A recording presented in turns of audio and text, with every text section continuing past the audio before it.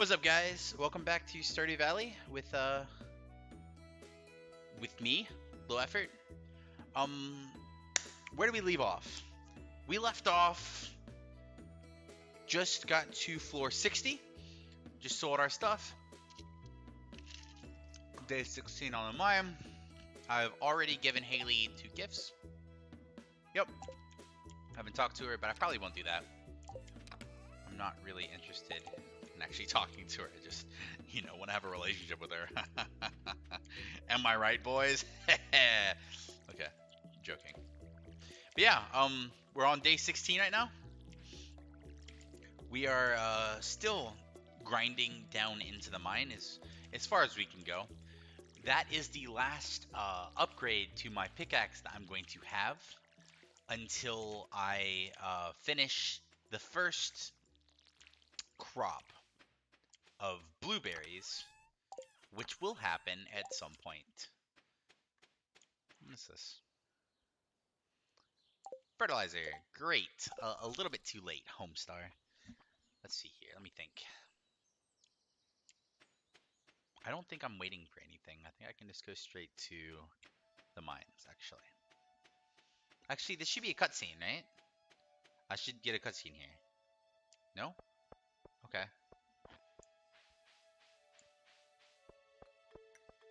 At some point, I'm supposed to get a cutscene about Mayor Lewis and this thing right here. But, apparently that doesn't happen when I think it's gonna happen.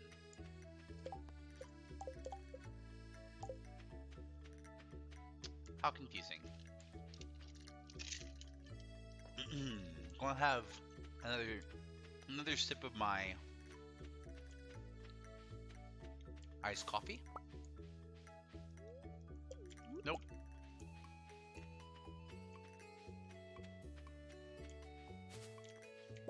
Just grabbing some salmon berries to eat in the mine. They will not last that long because they do not give you that much.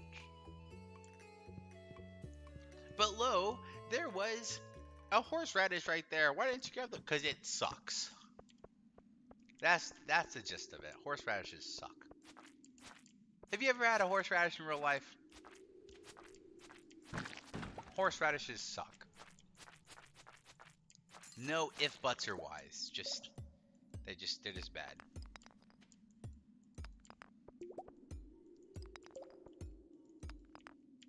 Well, hello.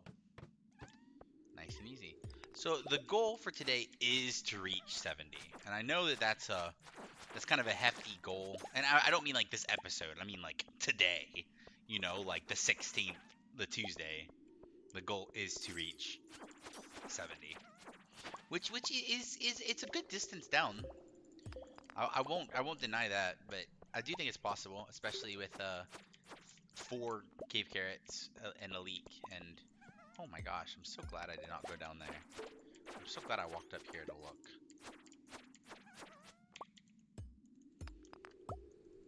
Gladly, very gladly.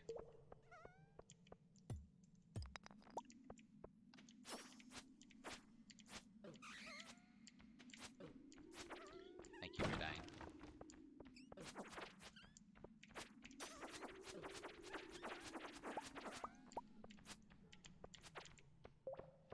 I don't care if I take a little bit of damage from dust mites. They are not that dangerous of enemies. I'm not even like trying to actually like combat well. Slimes, on the other hand, can actually deal a lot of damage. I know, right? What a surprise. In that time, I was reincarnated as a slime, but I was overpowered as crap. Good anime. So, I feel like there's like this negative perception towards like anime in general. I don't watch a ton of anime. The last anime I watched was 9 months ago, maybe 10 months ago. It is not a common occurrence for me to pull up an anime to watch it. Like, without a doubt. But I also have nothing against pulling up an anime and watching it. Now, do you know what I do have stuff against? Is things like The Bachelor, or like Grey's Anatomy, or like any show in which, honest to God, like the story is so like absolute perverse and just ruined with disgusting characters and like morality, and it's honestly like some of the most sick things I've ever seen in my entire life. Like it really is. And then people watch this stuff and they're like, "Oh, it's so good. It's like the best thing that I've seen." And I'm like, "Okay, for one, I've seen better kids shows than that. The fact that you think that is the best thing you've ever seen, for one, indicates that you haven't seen that many good things. I'm a big fan of good TV. Like, I love good TV. Good TV is marvelous. I'm not really a TV person. Like, generally, if I watch TV, it's on my computer. It's usually while I'm playing a game. Like, I'm usually fairly inclined to, like, you know, have like a movie on while I'm playing League of Legends or something like that, or some game that I'm not really wanting to record. I'm just gonna have like a movie on or a TV show, you know. And there's a lot of great movies and TV shows out there. There's great stories. There's this is a conversation to have. Okay, the concept of a narrative, right? Uh, every story has a narrative that can be told, and like that its characters are supposed to fulfill like that particular narrative. An example of this, and I'm not like intentionally harping, but it's like this is why Marvel films are better than DC films, right? Is because of that narrative. Marvel's narrative is very much of a um it's kind of like how the stories were supposed to go. It's the very Stan Lee-ish feel to it, like whether it's the end of the world or not, the characters, they're heroes. It's I want to reference My Hero Academia here, where in My Hero Academia, which by the way is one of the greatest shows I've ever seen, like hands down without any doubt in my mind. It's probably one of the best shows that will ever be created, actually, and I'll go into that. Like, if you disagree with that, that's fine. I'll go into why I think it is that in just a moment. But basically speaking, in that show, in My Hero Academia, a hero isn't just someone that saves people; it's someone that makes people feel safe. There's the main hero in it, the All Might is his name.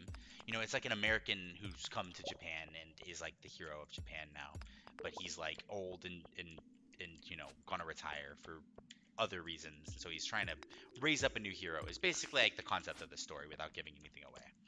But when he's like teaching how to be a hero to, like, the person who he is kind of raising up, one of the things that he says is, you have to be able to smile and say everything will be all right because I'm here now, which is such a powerful, it's such a powerful sequence, right, in your mind, to be like, everything will be all right because I'm here. And it's not like an ego. It's not an ego trip. Because it's what you have to do as a hero. It's not just superheroes that I'm talking about. It's all heroes of any kind. Like, if you see a cop, is your automatic mental response, I feel safe now? No, actually, it's probably the dead opposite, because they're not heroic anymore. Like, there's obvious exceptions to that. There's a lot of heroic cops out there, but when it comes down to it, the the heroicy of a cop is not as obvious as it should be, and that's why people aren't just like, yes, a cop is my hero, because it's harder to say that. It's easier to say that about firefighters, ironically, because like firefighters don't have the history of kind of abusing authority and stuff like that, and causing problems in that nature. I'm not saying it's all cops' fault. There's obviously a lot of other things involved there. There's a lot of shitty people these days, so I can't sit around and be like, yeah, it's just cops are all bad now. That's not true. And I'm sure no one watching this is thinking that's what I'm saying. But like for instance, like a firefighter though, you see a firefighter, and generally speaking, like like if you run into a good firefighter, you're like, this guy's great. This is someone that's putting their life on the line every single day, charging into fires just to save lives. Like, what a guy, and that's easy to find when it comes to like a hero. It's easy to define a hero when you look at someone like a firefighter, when you look at someone like a soldier, when you look at someone like that. And this is where DC fails, in my personal opinion. And they try to succeed with it by putting in actual scenes, right? Like scenes of someone being like, you're my hero, and it's like, no, you don't feel it, right? Like even Superman inside of it, which I'll be honest with you, Superman is one of my least favorite superheroes of all time, and yet Henry Cavill, whatever his name is, has managed to redeem Superman in his entirety, in my opinion. Like he is one of the only redeemable things about the new DC universe that exists, like the real life DC universe. It's like Wonder Woman, not that great of a hero anymore. She's just, I know, like she just doesn't have like the charm that I feel like a lot of like the old cartoons that used to exist.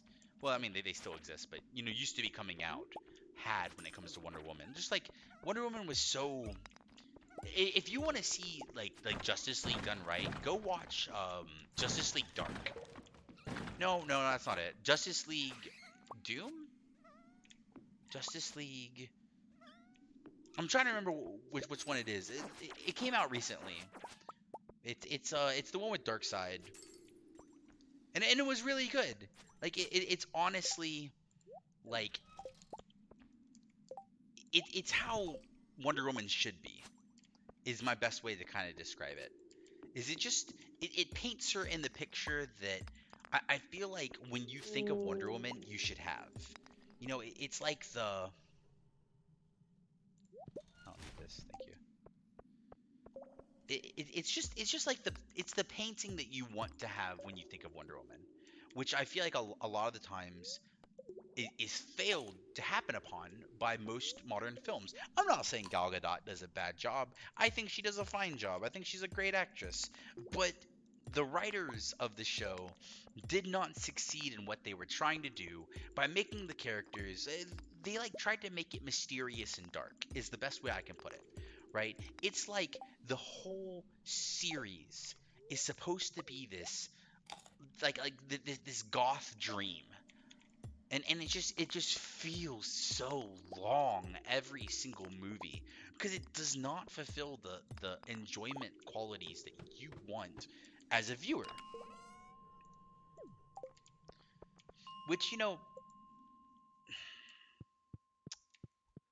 Marvel does. And this is my problem, right? And this is the issue that I'm talking about in the first place. This is why I think Marvel is better, is because of the fact that like every single movie has such a wonderful blend of like charisma for their characters. It's so obvious that their characters are heroes, right? Like Thor, he's an egotistic. He's full of himself. He's a prince, but he's a hero, and it's so obvious he's a hero because he makes a sacrifice play, and it's obvious he will make the sacrifice play, and it's like it doesn't even surprise you if he makes a sacrifice play. And then I feel like in the kind of the same grain of thought, like someone like, I don't know, I'm trying to think of someone like directly in that universe. I don't know. You should understand what I'm talking about. That's my problem with DC is the narrative of how DC just does not understand what it is supposed to be. It doesn't. DC fails to accomplish what it wants to be. And it wants to be a superhero movie that is more of a gritty reality because Batman Begins and Batman like the Dark Knight Rises and stuff like that, all those did so well in the box office. So everyone in the DC, like writing board thought to themselves, "Oh, so people love gritty, dark superhero movies." No. People love gritty, dark Batman movies. Did you hear the difference? It's not superheroes, it's Batman. People love Batman. It's not a difficult, you know, thought process to say that people love Batman. He's exciting to watch. He is, like he's a human. He's in like a suit. He's why we all wonder why Jeff Bezos isn't a Batman by this point, because Jeff Bezos has the money. But kind of backing up to like the concept of narratives, because that's what got me into this entire spree, right? Um, handsome man to bring me Joja Cola. Oh yes. Okay.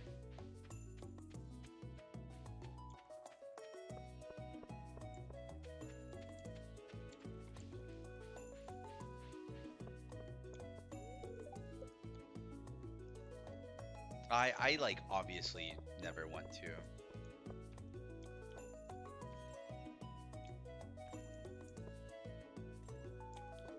I will never help Joja Mart, by the way. Only reason I'm over here right now is because I need to get a cola for.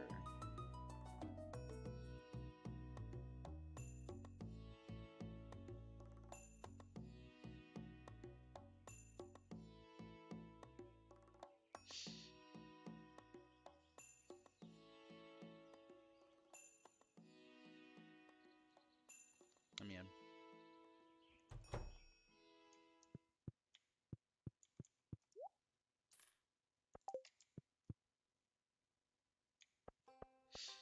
but where was I? Narratives. Right. I'm sorry. I got distracted by the quest and making Haley happy and hopefully getting an extra little heart with Haley.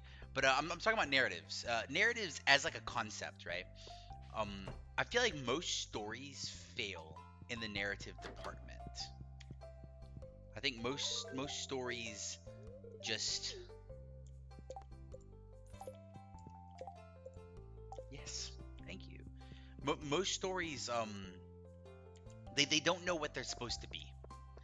An example of this is something like DC, like I was talking about, where it doesn't know what it's supposed to be, so it tries to be numerous things at the same time. Kind of like how like they're trying to make like the movies funny now while retaining the grittiness of the movie. It just doesn't work out. I'll be honest with you, it really doesn't. It doesn't strike me well. But I'm gonna like kind of following that up is to it's like that's just one of the reasons. That's just one of the shows. Another show that I'm gonna kind of say that knows exactly what it wants to be, but people refuse to acknowledge what it actually is Grey's Anatomy. I'm gonna talk about Grey's Anatomy for a second, and I'm probably gonna piss some people off. I had the misfortune of needing of being made to watch Grey's Anatomy. I know you're like made to watch. Why? How in the world did anyone make you watch a show? Well, oh look, it's Papyrus.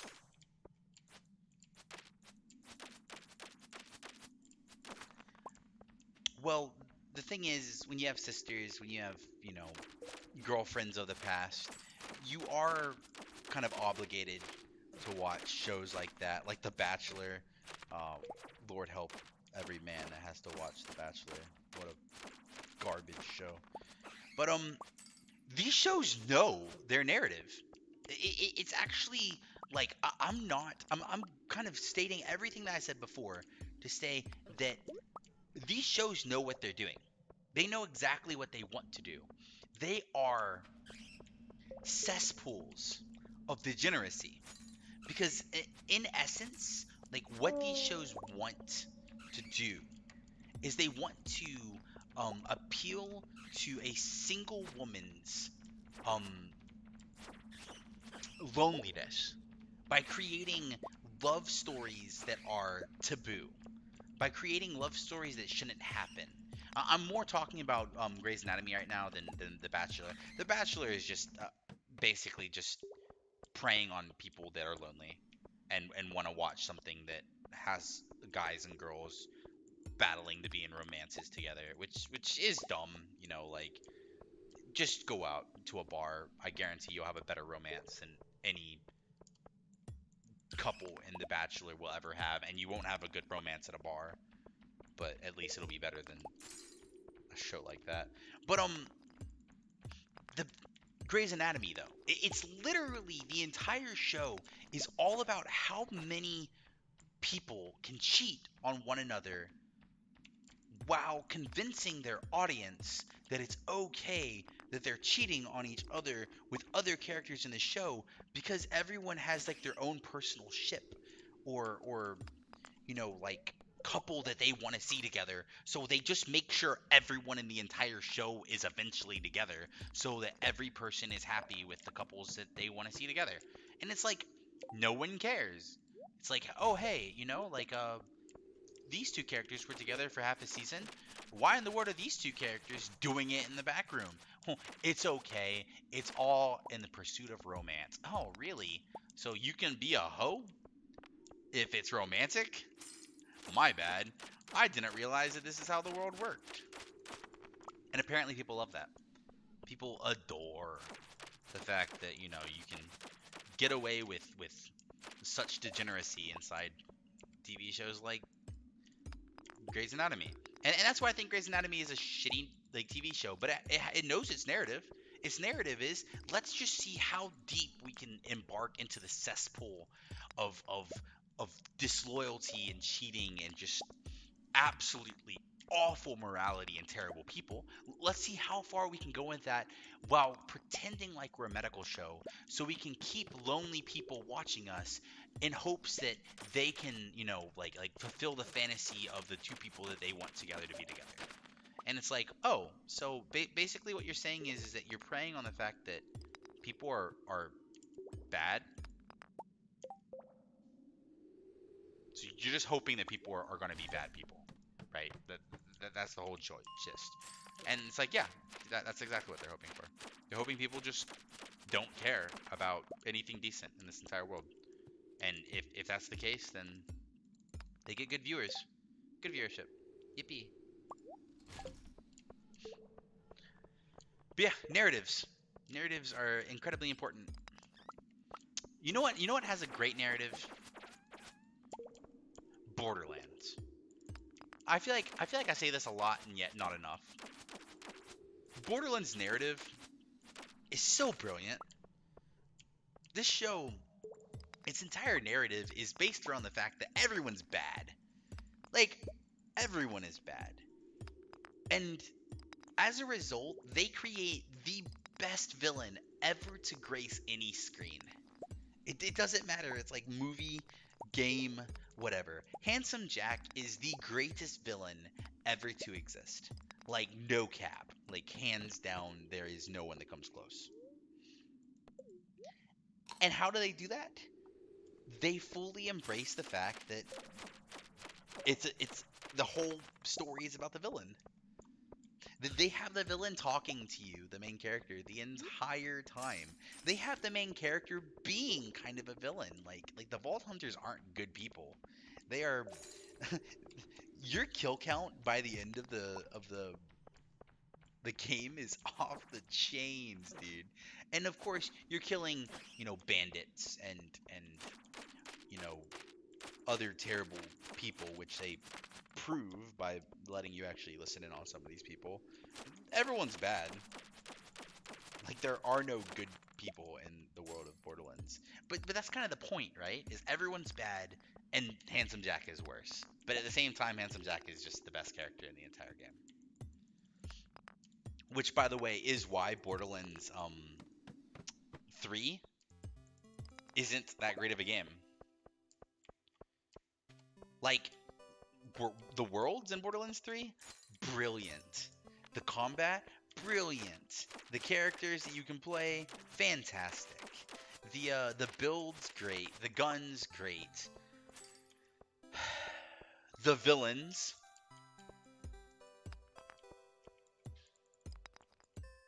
what are the villains' names? Off the top of your head. Can you think of the villains' names right now? Are you capable of just off the top of your head without looking it up? You know, what are the twins' names? No? You don't know them? Haha, I wonder why. Maybe it's because they weren't great villains. They tried to make you hate them by having them kill off some main characters that you've loved for a long time. The only redeemable thing is that they brought Ashley Birch back to be Tiny Tina again, and Tiny Tina's character is now a grown-up, which makes her hilarious. And then Ashley Birch is wonderful, if not one of my favorite voice actors ever to grace the big screen. I would love to like sit down and talk to Ashley Birch. I feel like that would be like a dream come true. Just chat.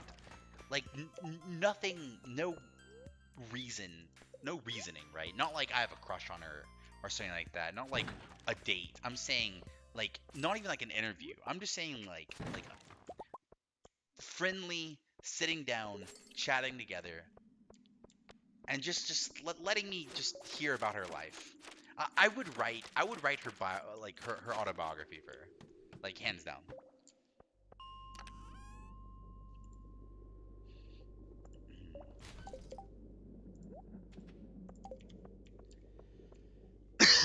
Pardon.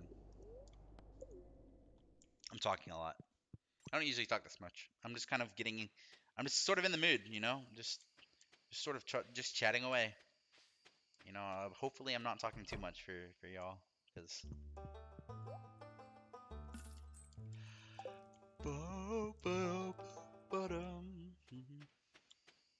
But yeah, that would be one of the I would probably like say three people who's like internet famous, right? That I would want to meet and sit down and talk to. It's one of three. I would probably say the second person is one of four. I would love to be able to sit down and talk with Disguised Toast. Just like have dinner with Disguised Toast and just talk about his life. I would write his autobiography as well. Like I wouldn't have any problem with that. I would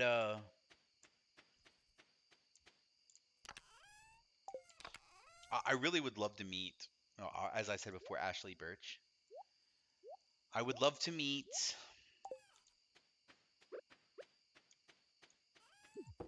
Steven Septic, or Sugar is the band name that he's a part of. I think he's awesome. Just like a genuinely good guy. I feel like a lot of times that's rare, running into kind of like just like genuinely good people. And he just seems like such a good guy. And then finally, last but not least, I'd love to meet Markiplier. Markiplier is a dream. Like most people you hear, most people you hear, like you just hear of a lot of people who are famous just kind of being absolute assholes. It's like very common for people to be assholes when they're famous, and like that's understandable. I genuinely feel like it's understandable for someone famous to be an asshole. But at the same time, it's like when you hear of someone famous being like kind of like praised as being just genuinely wonderful,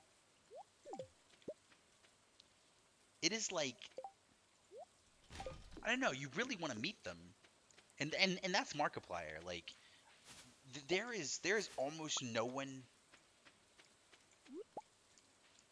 I know who is famous, and every single person who runs into them has nothing but golden things to say about these people. Like that is so rare.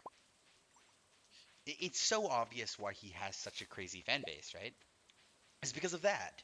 It's because he's just a solidly positive person, and I would love to meet him. Like I feel like it would be such a blessing to be able to meet him. So yeah, those are like the four people, and I really don't have any interest in meeting that many other like internet famous people. I feel like mostly people would just disappoint me. Like if I met other famous people, I'd just get disappointed because it's just I don't know. I think by the most part, when I look at people who have made it in the world, they're just so different on screen than they are in real life. Like you just hear such I don't know, they're so fake. And then you have people who are clearly just amazing individuals, and I would just love to meet those people. And I think Markiplier is one of them. Captain Sparkles, Jordan Maron or Marin or however you pronounce his name.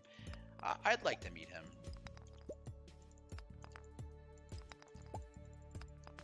Not as much. I don't have I wouldn't like absolutely lose my shit if I met him. And I'd probably be much more inclined to lose my shit if I met like Markiplier. Like I'd probably just lose my mind and just be like way happier than I probably should be.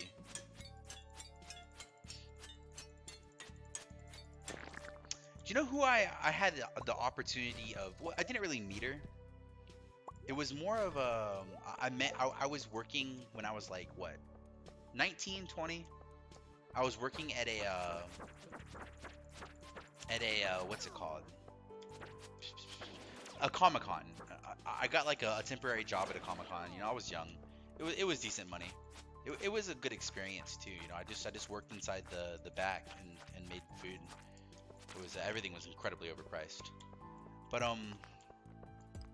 while I was working there, I learned that at the Comic Con there was a um the Teen Wolf star Lydia or Holland Roden was going to be at the was going to be there, and obviously speaking, like she was charging like I think it was $75 to get a picture with her, which in retrospect, like I wish I had that kind of money because I would do it now.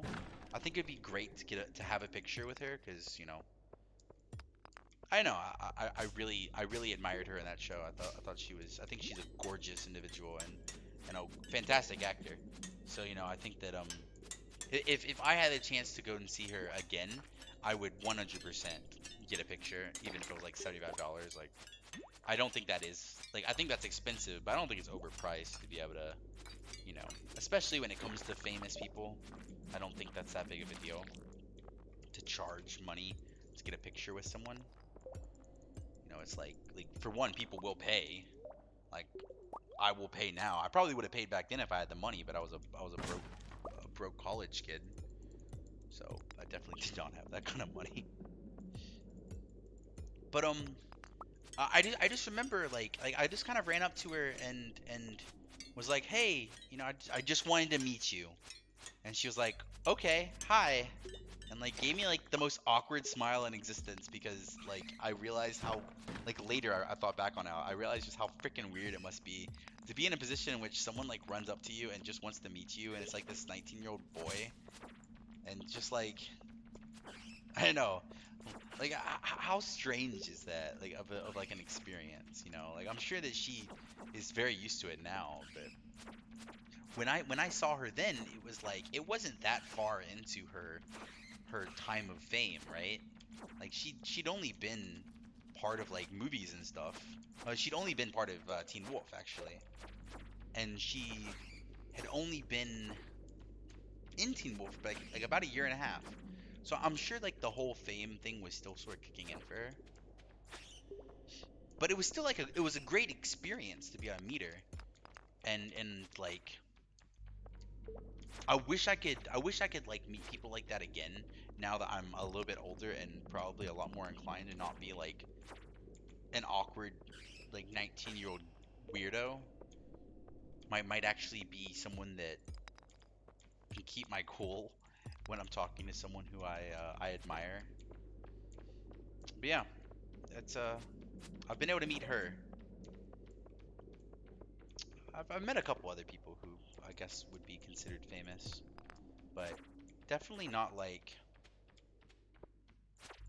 definitely not like to that extent. I've met a I've met a streamer who I'm not gonna like name her because I feel like it's kind of weird to name people who are in like the streaming world who you've actually met, like who you're actually friends with. Because I just I don't know, I just think it's weird. But I went to college with a streamer who's she got pretty big. She's I haven't talked to her in like years though. I think like when I was talking with her or when I was friends with her, she wasn't super famous. She was sort of still kind of getting getting off to like a good start and stuff. You know, I'm not gonna get to I'm not gonna get to the floor that I want to get to. I should just go up. But yeah, it's I feel like by the most part, it's just better to not actually like mention people that you know. I don't know if that makes any sense, but it's like that's like in the back of my mind. I feel like people that are like, "Oh yeah, I know this person." It's just like such a non-cool thing to do. Like it's different being like, I had the opportunity to meet Holland Roden at a Comic Con where she was charging people a lot of money, and my broke ass walked up to her stand and like just said, "I just want to meet you. Hi," and then like freaking walked away like a monsoon of a dork. Like that's different saying that. But being like, "Yeah, I was friends with a streamer." That's just like it just sounds so full of yourself for absolutely no reason cuz streamers aren't that cool. Like, hate to break it to you, but streamers aren't that cool. They're just normal people. A lot of times they're normal people who have been given fame when they shouldn't have been given fame because they don't really have any talents. So it's like they're given fame for no reason whatsoever, and thus they're full of themselves and they're unskilled at the same time. But okay, um, I have talked way too much this episode. I have blabbered on and on and on and on and on. So I'm going to be quiet now, and I'm going to end the episode here. I hope you guys have enjoyed. I hope you guys have enjoyed me just going off and talking about stuff. If you have, please drop a like, leave a subscribe. Figure out a way for me to somehow meet Ashley Birch. That would be a dream. But yeah, it's been real. It's been fun. I'm going to end the episode, and yeah, I'll talk to you guys later. Peace.